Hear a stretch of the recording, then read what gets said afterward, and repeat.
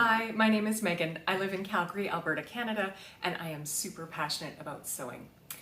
It's Friday, and so that means this vlog is a bit of a chatty catch-up. I'm going to be filling you in on what I've been up to on my sewing machine this week, as well as just catching you up on what's going on in my life. So if that interests you, please stay tuned. So I also have to apologize for the background noise today. They are almost finished with the construction work, I think, in the building across the street from us. They're having the balconies replaced. So there might be some drilling sounds in the background, and my apologies for that. I know that can be a little bit frustrating, but anyway, you make do the best with what you can. So anyway, I just wanted to share a little bit about the sewing project that has been consuming my time over the past, it's actually 2 weeks. So last week I shared that I had been working on the Tempo Sundress from Love Notions, and I finished it. And if you follow me on Instagram, I posted a photo yesterday of the finished dress. And oh my God, I am in love with this dress. It was a process getting to the dress, and I think that might be why I love it so much, is because I know how much work I put into it to get it right. But this, so I'll put in some video of me wearing it, but this is the dress.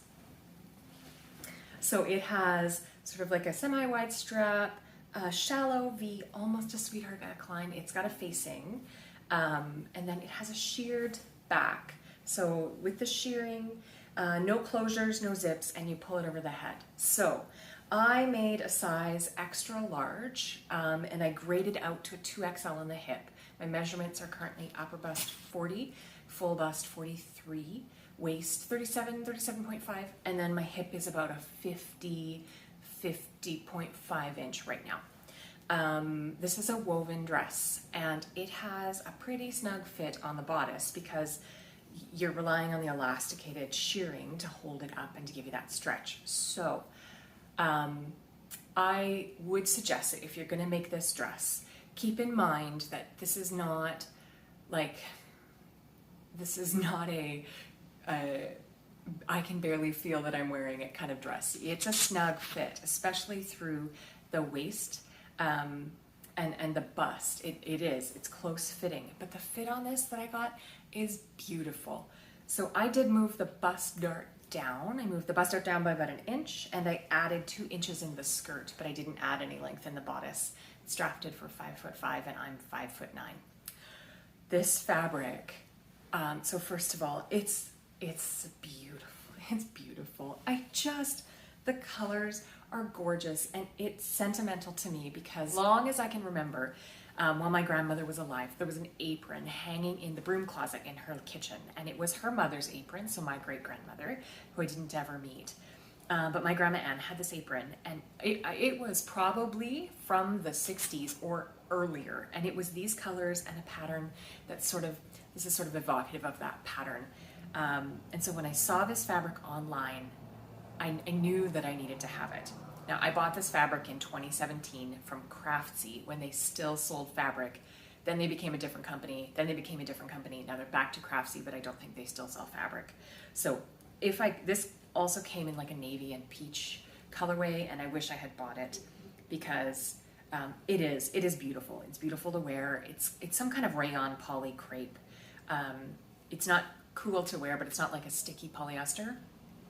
But oh my God, this frays, if you just think about it, it frays. I'm sure that after I cut the pattern pieces out, I was sitting on my bed reading the instructions, and the fabric was fraying. So I ended up making the bodice for this garment, the full bodice, twice, the front bodice 3 times to get the fit right. And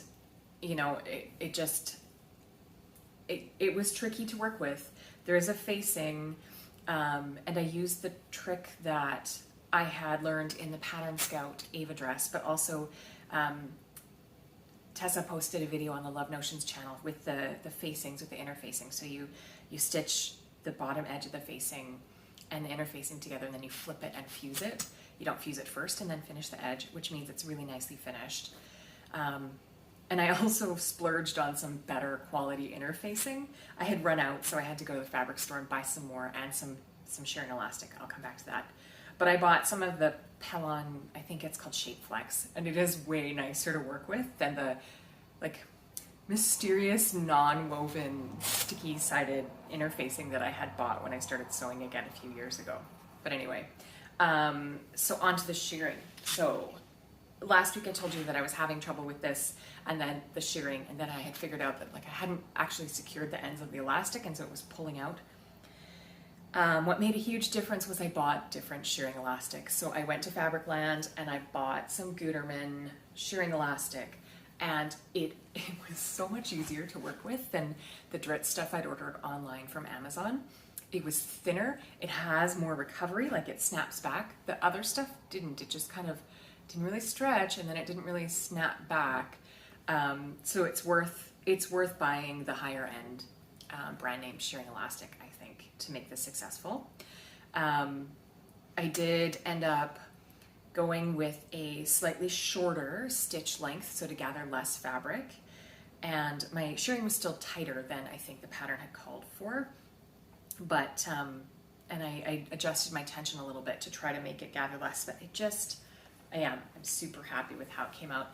This dress makes me feel like $1 million, and I think that I want to cut out another one right away, but the summer's, we're at the midpoint here, and I'm not sure when I would wear another sundress like this. However, I think that this dress would be so cute in quilting cotton. I think that the shearing, like it doesn't need a drapey skirt, so you would have less of a drapey skirt. You would have more of a full-bodied skirt if you made it with quilting cotton. But other than the skirt and the tier on the bottom, it doesn't require a wide width of fabric, so you could totally do it with a narrow quilting cotton. I think that the cotton shearing is really nice.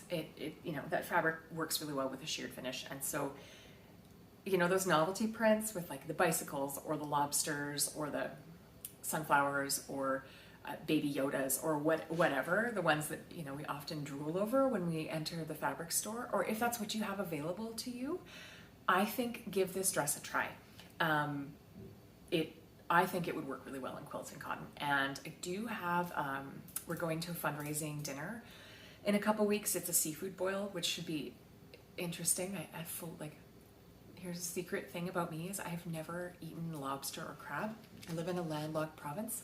It's not really an excuse. I have seen the ocean, I have traveled to those places, but I've never tried a lot. I haven't tried a lot of seafood, and I didn't eat it before I was an adult. So excited about that. But I thought my husband had to reel me back in, because I was like, oh, we're going to the seafood boil.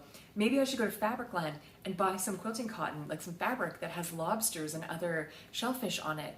And maybe I could get like a corn on the cob and I could do it too. And he was like, reel it, bring it down.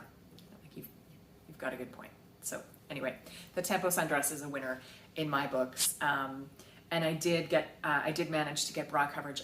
I put on a different bra with a narrower strap, and it solved the problem of the bra coverage. And so it's a great dress.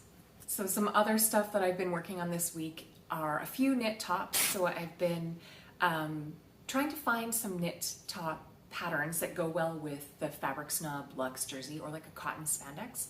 I want to bring in some more just basic solid colored tees and tank tops for my wardrobe to wear with skirts and dresses and under blazers and things like that for work. So I've been playing with some different patterns to see if I can find one that fits, because a lot of the knit tops that I like are I like a drapier knit, so like a bamboo or a rayon spandex blend. I don't love tees and double brushed polyester. Ironically, this dress that I'm wearing right now is made out of double brushed polyester. This is the Love Notion Summer Basics dress that I made. I made it a couple years ago. It's a size too small for me, but that's the great thing about double brushed polyester is it's got tons of stretch, so I still have it on, and I'm just home today and it's hot and I like it. I think it's cute, so I still wear it. But I don't like DBP for t-shirts because I find it's clingy and I just don't like it. So lots of stores and online fabric businesses sell like really high quality 95% cotton, 5% spandex or lycra knit fabric. And so if I can find a t-shirt pattern that I like, that I feel like I'm satisfied with, then I think I could stock up and make a few different options or versions for the coming fall and winter, but also for the summer. So who doesn't need some like nice basic colored t-shirts?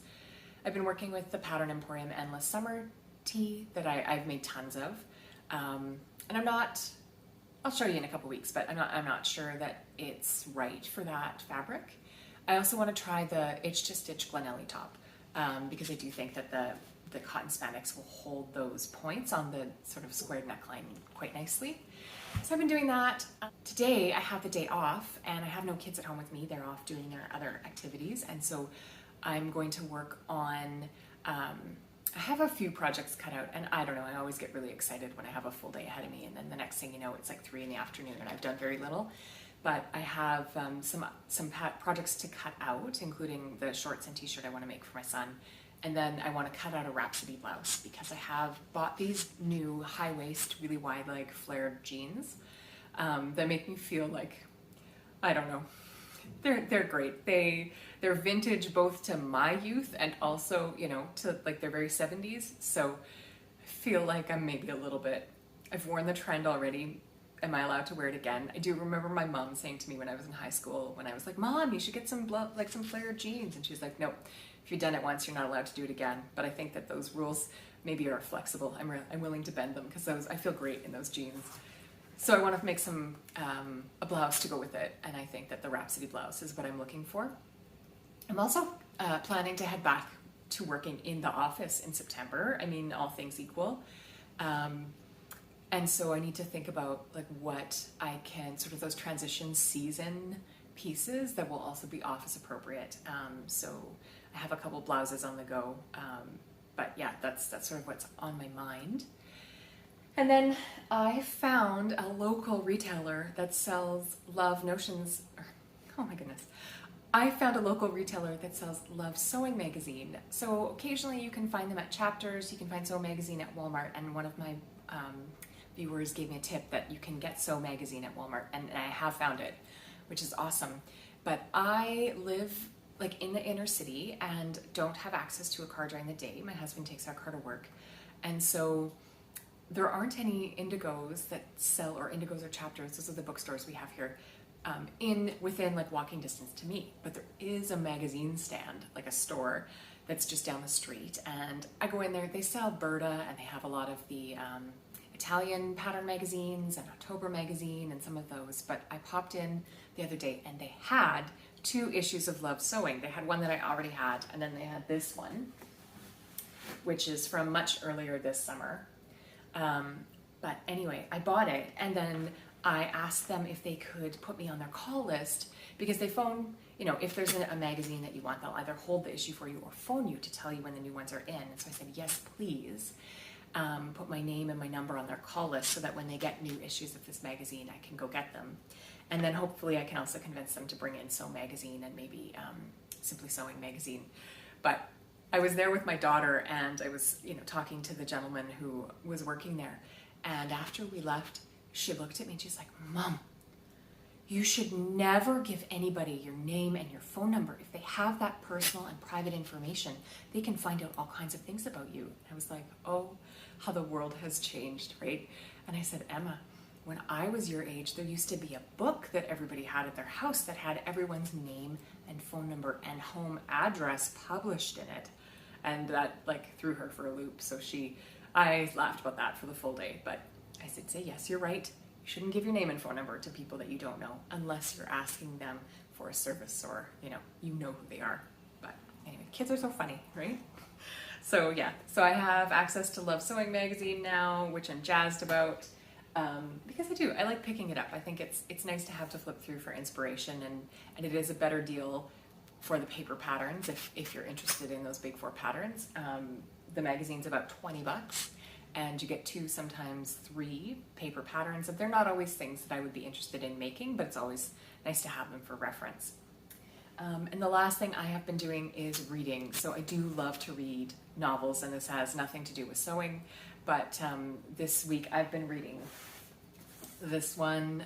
It's called The Secret Path, and this book is set in Costa Rica, so it's just nice escapist. But this author, Karen Swan, is one that I read I always pre-order the books that she publishes because they're just so escapist. They take place in exotic locations, or exotic to me, and they're always, it's a a love story, and there's usually a little bit of mystery, and it's just light, and sometimes that's what I need. I do love to read like thrillers and murder mystery suspense novels, but this is a perfect beach read. So if you are looking for something to read on your back patio, or if you're in lockdown again, or if you're out on vacation, I would recommend Karen Swan and her books. This one's good. She also does a Christmas book every year, and come around Christmas, I've already pre-ordered her Christmas book for this year, but I like her books. If you like Penny Vincenzi or Danielle Steele or any that sort of like sweeping, pure escapist, like everybody is incredibly wealthy and very attractive, and these unrealistic things happen. There's always a yacht or a private jet, but if that's what you're in the mood for, that's a good one. So anyway, that's about it for me today. I'm gonna go do some sewing and enjoy the quiet and relaxation. It is a long weekend here in Canada, so I'm not back at work until Tuesday, so I'm just gonna take a nice, relaxing, deep breath and enjoy the time that I have, and I hope that you're having a great day too, and I will see you again soon.